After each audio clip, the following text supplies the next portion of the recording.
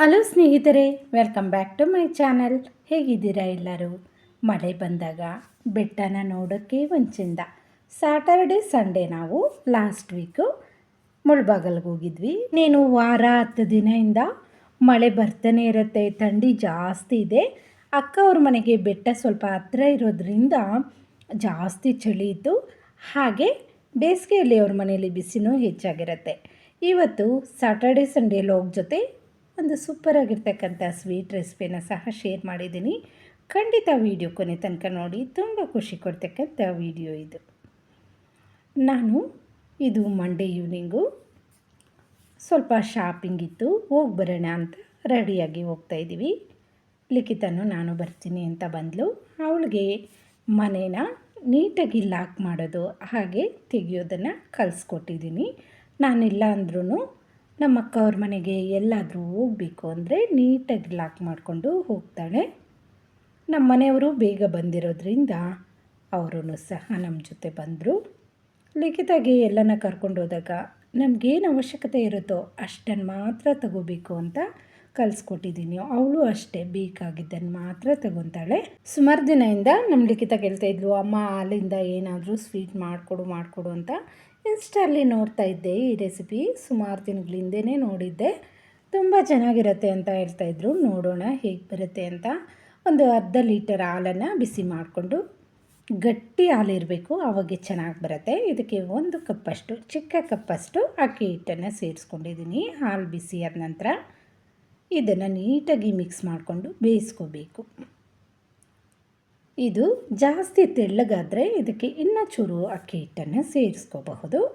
ರುಚಿಗೆ ತಕ್ಕಷ್ಟು ಸಕ್ಕರೆನ ಸೇರಿಸ್ಕೊಂಡಿದ್ದೀನಿ ನಾನು. ಇದನ್ನು ಮೀಡಿಯಮ್ ಫ್ಲೇಮಲ್ಲಿ ಕೈ ಬಿಡ್ದಿರ ಬೇಯಿಸ್ಕೊತಾ ಇದ್ದರೆ ತಿರುಗಿಸ್ಕೋಬೇಕು ನೀಟಾಗಿ, ಇಲ್ಲ ಅಂದರೆ ಇದು ಕೆಳಗಡೆ ಎಲ್ಲ ತಳ ಅಂಟತ್ತೆ. ಈ ರೀತಿ ಗಟ್ಟಿಯಾಗೋವರೆಗೂ ಇದನ್ನು ಬೇಯಿಸ್ಕೊಂಡು ಲಾಸ್ಟಲ್ಲಿ 1-2 ಸ್ಪೂನಷ್ಟು ತುಪ್ಪನ ಸೇರಿಸ್ಕೊಂಡು ಇದನ್ನು ನೀಟಾಗಿ ಮಿಕ್ಸ್ ಮಾಡ್ಕೋಬೇಕು. ಈ ಕನ್ಸಿಸ್ಟೆನ್ಸಿಗೆ ಇದನ್ನು ಬೇಯಿಸ್ಕೊಂಡು ಒಂದು ಪ್ಲೇಟ್ಗೆ ಟ್ರಾನ್ಸ್ಫರ್ ಮಾಡಿಕೊಂಡು ಒಂದು 10-15 ನಿಮಿಷ ಬಿಟ್ಟರೆ ಇದು ಚೆನ್ನಾಗಿ ಗಟ್ಟಿಯಾಗುತ್ತೆ, ಹಾಗೆ ಕೈಗೂ ಸಹ ಅಂಟೋದಿಲ್ಲ. ಇವಾಗ ನಾವು ಇದನ್ನು ಸ್ವಲ್ಪ ತಗೊಂಡು ಬಾಲ್ಸ್ ಥರ ಇದನ್ನು ಸರ್ಕಲ್ ಟೈಪಲ್ಲಿ ರೆಡಿ ಮಾಡ್ಕೋಬೇಕು. ಸೇಮ್ ಗುಲಾಬ್ ಜಾಮೂನ್ಗೆ ಯಾವ ರೀತಿ ನಾವು ರೆಡಿ ಮಾಡ್ಕೊತೀವೋ ಅದೇ ರೀತಿ.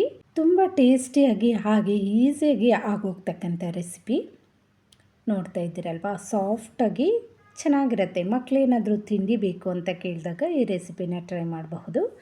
ಅಕ್ಕಿ ಹಿಟ್ಟಿಗೆ ಬದಲಿಗೆ ಇದಕ್ಕೆ ಕಾರ್ನ್ಫ್ಲೋರು ಅಥವಾ ಮಿಲ್ಕ್ ಪೌಡರನ್ನು ಸಹ ಯೂಸ್ ಮಾಡಿಕೊಂಡು ರೆಡಿ ಮಾಡ್ಕೋಬಹುದು. ಟೇಸ್ಟ್ ಅಂತೂ ಸಖತ್ತಾಗಿತ್ತು. ಖಂಡಿತ ಒಮ್ಮೆ ಈ ರೆಸಿಪಿನ ನೀವು ಸಹ ಟ್ರೈ ಮಾಡಿ, ತುಂಬ ಚೆನ್ನಾಗಿರುತ್ತೆ. ಮಕ್ಕಳು ಬೇಕು ಅಂದಾಗ ಇನ್ಸ್ಟೆಂಟಾಗಿ ರೆಡಿ ಮಾಡ್ಕೋಬಹುದು. ಹಾಗೆ ಹಾಲಿಂದ ಮಾಡಿರೋದ್ರಿಂದ ಆರೋಗ್ಯಕ್ಕೂ ಸಹ ತುಂಬ ಒಳ್ಳೆಯದು. ಸ್ಯಾಟರ್ಡೆ ಸಂಡೇ ನಮ್ಮ ಅಕ್ಕ ಅವ್ರ ಮನೆಗೆ ಹೋಗಿದ್ವಿ ಅಂತ ಹೇಳಿದ್ನಲ್ವಾ, ನೋಡಿ ಎಷ್ಟು ಚೆನ್ನಾಗಿ ಕಾಣಿಸುತ್ತೆ ಗೊತ್ತಾ ಅವ್ರ ಮನೆಗೆ ಬೆಟ್ಟ ಹತ್ರ ಇರೋದ್ರಿಂದ ಮನೆಯಿಂದ ಆಚೆ ಬಂದರೆ ಸಾಕು ತುಂಬ ಚೆನ್ನಾಗಿ ಕಾಣಿಸುತ್ತೆ. ಹಾಗೆ ಅವತ್ತು ಸ್ವಲ್ಪ ಮೋಡನೂ ಮುಚ್ಕೊಂಡಿತ್ತು, ಹಾಗೆ ಮಳೆ ಬರೋ ಥರನೂ ಇತ್ತು. ನೋಡಿರಿ ಎಷ್ಟು ಚೆನ್ನಾಗಿ ಕಾಣ್ತಾ ಇದೆ. ನಮ್ಮ ಅಕ್ಕ ಅವ್ರ ಮನೆ ಬೆಟ್ಟಕ್ಕೆ ಸ್ವಲ್ಪ ಹತ್ರನೇ ಇರುತ್ತೆ. ಈ ಮುಳ್ಬಾಗ್ಲಲ್ಲಿ ಪುರಾಣ ಪ್ರಸಿದ್ಧಿಯಾಗಿರ್ತಕ್ಕಂಥ ಆಂಜನೇಯ ಸ್ವಾಮಿ ಟೆಂಪಲ್ಲು ಸಹ ಇದೆ. ಆ ವಿಡಿಯೋನೂ ಸಹ ನಾನು ಅಪ್ಲೋಡ್ ಮಾಡಿದ್ದೀನಿ. ಯಾರಿಗೆಲ್ಲ ಇಷ್ಟ ಇದೆ ಅವರು ಹೋಗಿ ನೋಡಬಹುದು. ಎಲ್ಲರೂ ಸ್ವೆಟರ್ಸ್ ಹಾಕ್ಕೊಂಡು ನೀಟಾಗಿ ಬೆಚ್ಚಗೆ ಕೂತ್ಕೊಬಿಟ್ಟಿದ್ದಾರೆ ಮನೆಯಲ್ಲಿ. ನಮ್ಮ ಲಿಖಿತ ಅಂತೂ ಸ್ವೆಟರೇ ಹಾಕಿರಲಿಲ್ಲ, ಆಟ ಆಡ್ಕೊತಾ ಇದ್ಲು. ಹಾಕ್ಕೊಂಬ ಅಂದ್ರೂ ಹಾಕ್ಕೊತಾ ಇರಲಿಲ್ಲ. ಅಷ್ಟರೊಳಗಡೆ ನಮ್ಮ ಮನೆಯವರು ಚಳಿಗೆ ಚೆನ್ನಾಗಿರುತ್ತೆ ಅಂತ ಜೋಳ ತಗೊಬಂದಿದ್ರು.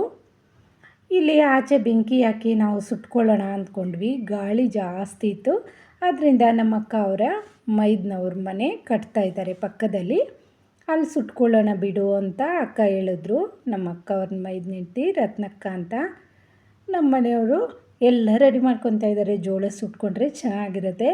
ಯಾರೆಲ್ಲ ಮಳೆ ಬಂದಾಗ ಈ ರೀತಿ ಜೋಳನ ಸುಟ್ಕೊಂಡು ತಿಂದಿದ್ದೀರಾ ಅನ್ನೋರು ಖಂಡಿತ ಕಮೆಂಟ್ ಮಾಡಿ. ಇವಾಗಂತೂ ಗ್ಯಾಸ್ಗಳು ಬಂದ್ಬಿಟ್ಟು ಒಲೆ ಹಚ್ಚೋದನ್ನೇ ಮರ್ತೋಗ್ಬಿಟ್ಟಿದ್ದೀವಿ. ನಾವು ಚಿಕ್ಕವರಿದ್ದಾಗ ಬೆಳಗ್ಗೆ ಎದ್ದು ಒಲೆಗಡ್ಡೆ ಎಲ್ಲ ಸಾರಿಸಿ ರಂಗೋಲಿ ಹಾಕಿ ಅರಿಶಿನ ಕುಂಕುಮ ಎಲ್ಲ ಇಟ್ಟು ನಂತರ ಅಡುಗೆ ಮಾಡ್ತಾಯಿದ್ವಿ. ನನಗೆ ತುಂಬ ನೆನಪಾಗ್ತಾಯಿತ್ತು.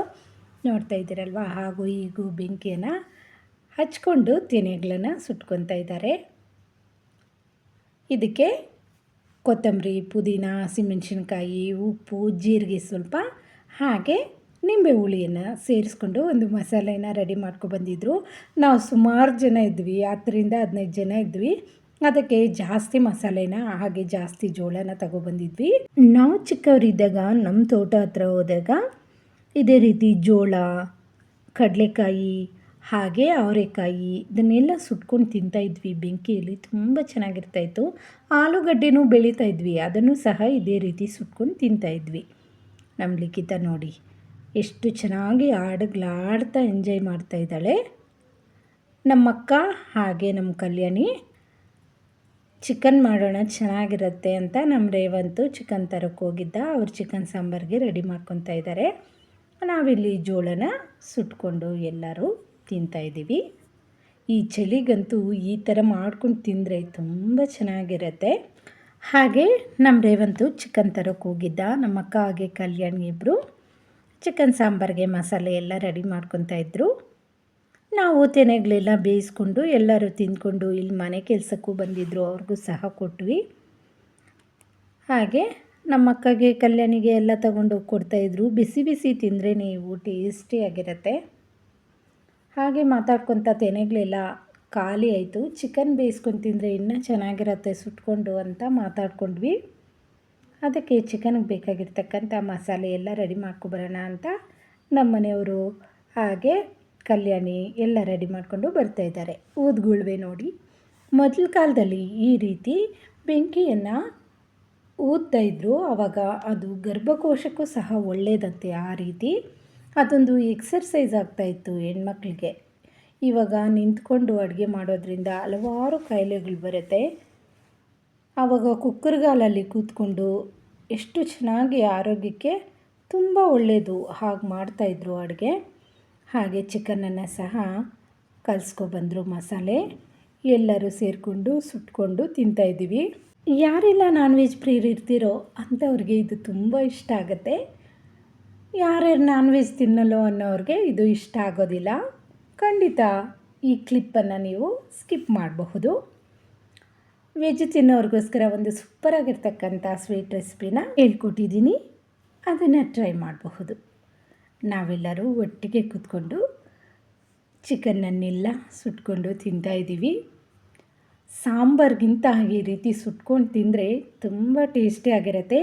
ಈ ರೀತಿ ನಾವು ಚಿಕನನ್ನು ಸುಟ್ಕೊಂಡು ತಿಂದ ನಂತರ ಸಾಂಬಾರು ತಿನ್ನೋದಕ್ಕೆ ಇಷ್ಟ ಆಗೋದಿಲ್ಲ. ಹದವಾಗಿ ಬೆಂದಿತ್ತು. ಚಿಕನನ್ನು ಸುಡುವಾಗ ಇದಕ್ಕೆ ಜಾಸ್ತಿ ಮಸಾಲೆನ ಸೇರಿಸಬಾರ್ದು. ಉಪ್ಪು, ಖಾರ, ಶುಂಠಿ ಬೆಳ್ಳುಳ್ಳಿ ಪೇಸ್ಟು, ಹಾಗೆ ಸ್ವಲ್ಪ ನಿಂಬೆ ಹುಳಿ, ಸ್ವಲ್ಪ ಎಣ್ಣೆನ ಮಿಕ್ಸ್ ಮಾಡಿಕೊಂಡು ಇದಕ್ಕೆ ಸೇರಿಸಿ ಸುಡೋದ್ರಿಂದ ಚೆನ್ನಾಗಿರುತ್ತೆ. ಹೆಚ್ಚಾಗಿ ಈ ಮಸಾಲೆಗಳೆಲ್ಲ ಸೇರಿಸೋದ್ರಿಂದ ಕಹಿ ಬಂದುಬಿಡುತ್ತೆ. ನಮ್ಮ ಮನೆಯವರು ನಾನ್ ವೆಜ್ ಏನೂ ತಿನ್ನೋದಿಲ್ಲ. ನಮ್ಮ ಲಿಖಿತ ಅಪ್ಪ ಒಂದು ಪೀಸ್ ಆದರೂ ತಿನ್ನು ಅಂತ ತಿನ್ಸೋಕ್ಕೆ ಹೋಗ್ತಾ ಇದ್ದಾಳೆ. ನಮ್ಮ ಮನೆಯವರು ನಾನ್ ವೆಜ್ ತಿನ್ನೋದಿಲ್ಲ, ಆದರೆ ನಮಗೆ ಹೇಗೆ ಬೇಕೋ ಹಾಗೆ ಅವರು ರೆಡಿ ಮಾಡಿಕೊಡ್ತಾರೆ. ಫಿಶ್ ಸಾಂಬಾರೆಲ್ಲ ತುಂಬ ಚೆನ್ನಾಗಿ ಮಾಡಿಕೊಡ್ತಾರೆ. ಹೊರಗಡೆ ನೋಡಿ ಕ್ಲೈಮೇಟು ಮಳೆ ಬರೋ ಥರ ಇದೆ. ಮೋಡಗಳೆಲ್ಲ ಬೆಟ್ಟನ ತಾಗೋ ಥರ ಇತ್ತು, ಅಷ್ಟೊಂದು ಚೆನ್ನಾಗಿ ಕಾಣ್ತಾಯಿತ್ತು. ಇದು ನಮ್ಮ ಅಕ್ಕ ಅವ್ರ ಮನೆ. ಈ ಕಡೆ ನಮ್ಮ ಅಕ್ಕ ಅವರ ಮೈದನವರು ಕಟ್ಕೊತಾ ಇದ್ದಾರೆ. ನಮ್ಮ ಅಕ್ಕ ಅವ್ರ ಮನೆ ಹತ್ರ ವಾತಾವರಣ ತುಂಬ ಚೆನ್ನಾಗಿರುತ್ತೆ. ಎಲ್ಲರೂ ಒಟ್ಟಿಗೆ ಸೇರಿಕೊಂಡು ಈ ರೀತಿ ಎಂಜಾಯ್ ಮಾಡಿದ್ವಿ ಸಂಡೇ ಅಂತೂ. ಇದಾದ ನಂತರ ಹೊರಗಡೆ ಬರೋಕ್ಕೆ ಮನಸ್ಸಾಗಲಿಲ್ಲ. ಆರಾಮಾಗಿ ಬೆಡ್ಶೀಟ್ ಹೊದಿಸ್ಕೊಂಡು ಮಲ್ಕೊಬಿಟ್ವಿ. ವೀಕ್ಷಕರೇ, ಇದಾಗಿತ್ತು ಇವತ್ತಿನ video. Thank you for watching.